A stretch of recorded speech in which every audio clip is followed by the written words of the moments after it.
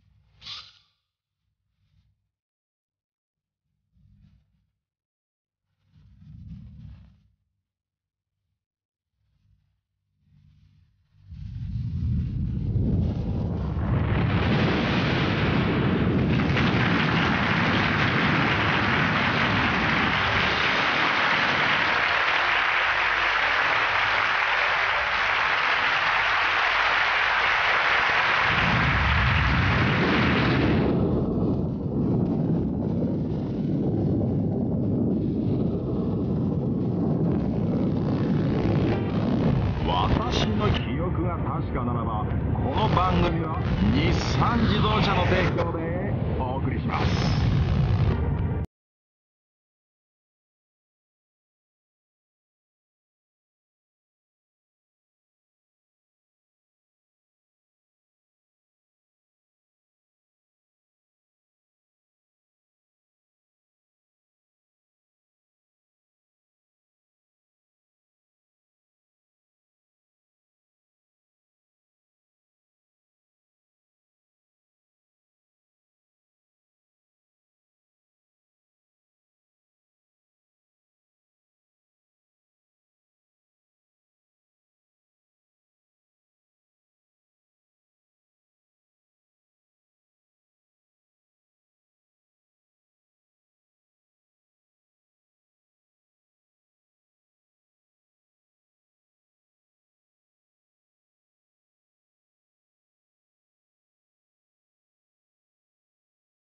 私はまずこの4人で予選を行い、ここで勝ち残った者1人を三鉄人の中でも最強と言われる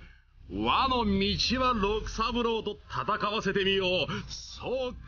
えたのである。